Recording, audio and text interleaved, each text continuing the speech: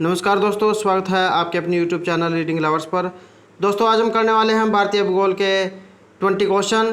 दोस्तों ये जो क्वेश्चन है एग्ज़ाम की दृष्टि से महत्वपूर्ण है और एग्ज़ाम में जो इनके बारे में भी पूछ लिया जाता है। तो दोस्तों वीडियो शुरू करते हैं। हमारा फर्स्ट क्वेश्चन है, नोकलाई झरना किस प्रदेश में है? ऑप्शन है केरल, असम, मणिपुर या मेघालय। राइट आंसर है ऑप्शन डी, मेघालय। तो दोस्तों आइए जाने अब इसके बारे में। तो ये जो नोकलाई झरना है ये मेघालय के चेरापूंजी में है और यह 1115 फीट ऊंचा है। तो 1115 फीट या जो है इसको 340 मीटर भी कहा जा सकता है। तो और इसकी अगर चौड़ाई की बात की जाए तो ये 75 फीट है। नेक्स्ट क्वेश्चन है हमारा, निम्नलिखित में से किस बायोम में पेड़ नहीं है? ऑप्शन है टैगा, टुंड्रा, चैपरल या सवाना। राइट आंसर है ऑप्शन बी, टुंड्रा में जो है बायोम पेड़ नहीं है। आइए जाने अब इसके बारे में। तो टुंड्रा जो क्षेत्र है ये उत्तरी ध्रुव के समीप स्थित है और इस स्थान पर जलवायु अत्यधिक शीत होने के कारण यहाँ पर सीमित संख्या में ही वनस्पति पाई जाती है। नेक्स्ट है, भारत के विशाल मैदानों के संबंध में इनमें से कौन सा कथन सही है? तो ऑप्शन है भारत में विश्व का सबसे बड़ा एल्यूविनियम निक्षेप पाया जाता है। खादर क्षेत्र की अपेक्षा बंगाल में न्यू एल्यूविनियम स्थित है और खादर क्षेत्र इनमें निम्न ऊंचाई वाले क्षेत्रों में स्थित है। राइट आंसर है ऑप्शन सी, पहला। और जो तीसरा क्वेश्चन है ये सही है। भारत में विश्व का सबसे बड़ा एल्यूविनियम निक्षेप पाया जाता है और खादर क्षेत्र जो निम्न ऊंचाई वाले क्षेत्रों में स्थित है। तो ये जो उत्तर भारत में जो गंगा के विशाल मैदान हैं विश्व के सबसे बड़े एल्यूविनियम निक्षेप है और हिमालय में बहने वाली नदियों के द्वारा यहाँ पर उपजाऊ मिट्टी का निक्षेप किया जाता है। खादर क्षेत्र की रचना नई एल्यूविनियम से हुई है। यह निम्न ऊंचाई युक्त क्षेत्र है। दोस्तों ये जो मिट्टियाँ हैं इनको दो भागों में बांटा गया है, खादर और बांगर। खादर जो मिट्टी होती है ये उपजाऊ होती है और चिकनी मिट्टी भी इसमें आ जाती है। इसमें जो पोषक तत्व हैं ये अधिक मात्रा में पाए जाते हैं। और दूसरी जो मिट्टी है ये खादर होती है, इसमें पोषक तत्वों की कमी होती है। तो इसको जो है इस प्रकार से दो भागों में बांटा गया है। नेक्स्ट है, राजस्थान के जो कुल क्षेत्रफल का कितना प्रतिशत हिस्सा जो थार मरुस्थल में स्थित है? तो कितना है? राइट आंसर है ऑप्शन सी। ये जो 60% है ये राजस्थान के कुल क्षेत्रफल का जो है थार में स्थित है। तो ये जो थार मरुस्थल है ये विश्व का सबसे बड़ा मरुस्थल है और यह मरुस्थल भारत उपमहाद्वीप में लगभग 2 लाख जो वर्ग किलोमीटर है इसमें स्थित है। और भारत का जो ये मरुस्थल है ये थार मरुस्थल है और विश्व में अगर बात करें तो विश्व का होता है सहारा का मरुस्थल।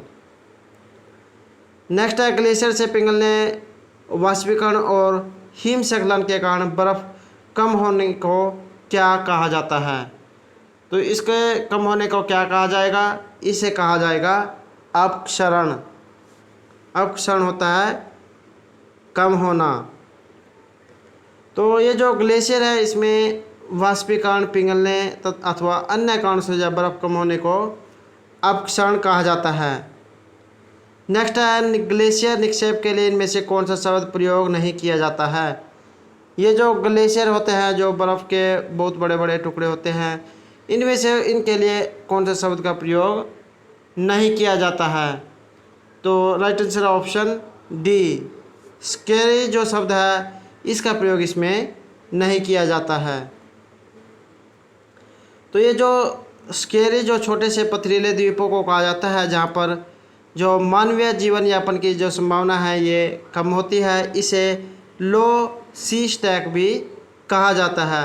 तो ये जो स्केरी है ये किसे कहा जाएगा? ये कहा जाएगा छोटे पथरीले द्वीपों को। नेक्स्ट है, डेम्पियर होजेस रेखा का संबंध किससे है? तो इसका संबंध किससे है? राइट आंसर है डी, सुंदरबन से जो है डेम्पियर होजेस रेखा का संबंध है। ये जो टेम्पेरियर होजेस रेखा है इसको एक काल्पनिक रेखा भी कहा जाता है, जिसे 1829-30 में खींचा गया था। और यह जो रेखा है सुंदरबन डेल्टा की उत्तरी सीमा को दर्शाती है। और यह रेखा पश्चिम बंगाल के जो 24 परगना जिले है के सीमांतर में स्थित है। नेक्स्ट है उत्तर पश्चिमी पवनों के कारण भारत में क्या होता है। ये जो उत्तर पश्चिमी जो पवने हैं इनके कारण भारत में क्या होता है, तो इनके कारण जो है ये जो चेन्नई है इसमें शीतकालीन वर्षा होती है। Right answer option B. तो उत्तर पूर्वी जो पवने हैं इनको व्यापारिक पवने भी कहा जाता है। इसके कारण जो चेन्नई है वहाँ पर शीतकालीन वर्षा होती है, अर्थात जो सर्दी का जो मौसम है इस सर्दी के मौसम में वहाँ वर्षा होती है। तो नेक्स्ट है भारत का सबसे बड़ा नमक उत्पादक राज्य कौन सा है। तो भारत का ये जो सबसे बड़ा नमक का उत्पादन करने वाला राज्य कौन सा है, ये है गुजरात। गुजरात में जो है सबसे अधिक नमक का जो उत्पादन है ये होता है। राइट आंसर है ऑप्शन बी। तो भारत में जो प्रतिवर्ष 160 लाख जो टन नमक का उत्पादन किया जाता है। और भारत में विश्व का सबसे बड़ा ये जो नमक उत्पादक देश है और इसमें गुजरात, राजस्थान, आंध्र प्रदेश और जो तमिलनाडु है ये भारत के जो 4 प्रमुख नमक उत्पादक राज्य हैं। उड़ीसा में भी जो है गंजमपुरी और जो बालासोर है इसमें लगभग 30,000 टन नमक का उत्पादन किया जाता है। अगला क्वेश्चन है अलमट्टी बांध कौन सी नदी पर स्थित है। दोस्तों जो ये बांध होते हैं इनसे संबंधित भी क्वेश्चन जो है एग्जाम में पूछ लिया जाता है। तो ये जो अलमट्टी बांध है ये कौन सी नदी पर है, इसका संबंध जो है कृष्णा नदी से है। ये जो है कृष्णा नदी पर स्थित है। तो अलमट्टी बांध जो परियोजना ये उत्तरी जो कर्नाटक है इसमें जो जहाँ पर ये कृष्णा नदी है पर स्थित है। और यह जो परियोजना है ये 2005 में बनकर तैयार हुई थी। नेक्स्ट है भारचुक्की प्रपात जो भारत किस राज्य में स्थित है। ये जो भारचुक्की प्रपात है ये भारत के किस राज्य में स्थित है, ये स्थित है कर्नाटक में। Right answer option A. तो ये जो भारचुक्की प्रपात है ये बेंगलोर से 130 किलोमीटर की दूरी पर स्थित है। और वास्तव में यह जो जलप्रपात है ये शिवना समुद्रम प्रपात का ही एक जो है हिस्सा है। नेक्स्ट क्वेश्चन है हमारा भारत ओमान ये जो रिफाइनरीज है लिमिटेड इनमें से किस रिफाइनरी का कार्य करती है। तो ये जो भारत ओमान रिफाइनरी है ये किस रिफाइनरी का कार्य करती है, ये करती है बिना रिफाइनरी का। राइट आंसर ऑप्शन बी, बिना रिफाइनरी का जो ये कार्य करती है। तो ये जो बिना तेल शोधन कारखाना है ये मध्य प्रदेश के सागर में स्थित है। और इस तेल शोधन की जो स्थापना है वर्ष 2011 में भारत ओमान रिफाइनरीज लिमिटेड ने भी की थी। हमारा नेक्स्ट क्वेश्चन है इनमें से किस नदी का उपयोग ये जो ओलिव रिडले कछुआ है इसके अंडे देने के लिए करते हैं। तो कौन सी नदी का उपयोग जो ओलिव रिडले कछुए अंडे देने के लिए करते हैं, तो कौन सी का करते हैं। राइट आंसर है ऑप्शन ए, देवी नदी का प्रयोग जो है ये जो ओलिव रिडले कछुए होते हैं ये अंडे देने के लिए इसका प्रयोग करते हैं। तो ये जो देवी नदी है ये महानदी की ही एक प्रमुख शाखा है और ये ओडिशा में बहने के बाद बंगाल की खाड़ी में गिरती है। नेक्स्ट है निम्नलिखित में से किस क्षेत्र में मक्का प्रमुख भोजन है। तो कौन सा क्षेत्र है जहाँ पर ये मक्के का जो है प्रमुख भोजन के रूप में माना जाता है। तो ये जो मध्य अफ्रीका का जो भाग है वहाँ पर मक्का का जो है प्रमुख भोजन के रूप में माना जाता है। तो ये जो मक्का है ये फसल विश्व के विभिन्न जो भौगोलिक क्षेत्र उसमें उगाई जाती है। इसमें विटामिन ए, सी, ई और जो कार्बोहाइड्रेट जो है ये प्रचुर मात्रा में पाए जाते हैं और यह आवश्यक पोषक तत्वों तथा ऊर्जा का एक अच्छा स्रोत भी है। नेक्स्ट है संकोच नदी किन दो राज्यों के बीच सीमा बनाती है। ये जो संकोच नदी है ये कौन से दो राज्य हैं जिनके बीच ये सीमा बनाती है। तो ये जो असम और जो अरुणाचल का जो प्रदेश है, इनके बीच ये सीमा बनाती है।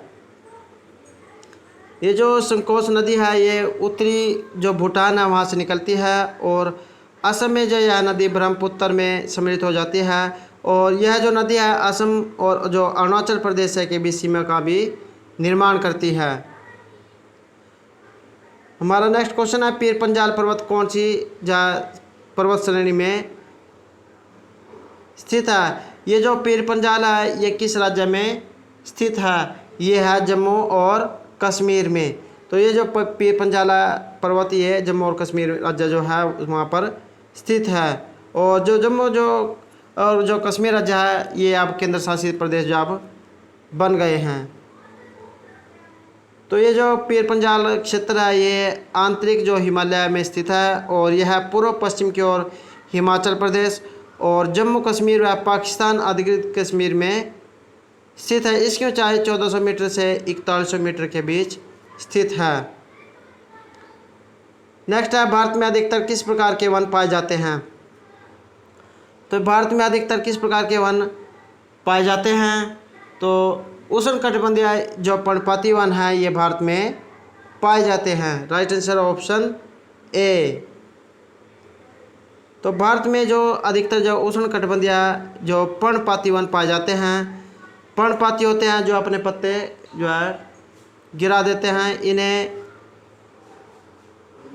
जो मानसूनी वन होता है और इन्हें मानसूनी वन के नाम से भी जाना जाता है। यह वन जो है 70 से 200 सेंटीमीटर वर्षा वाले क्षेत्रों में पाए जाते हैं और इन वनों में चंदन, शीशम, महुआ, साल, टीक व बांस के वृक्ष पाए जाते हैं।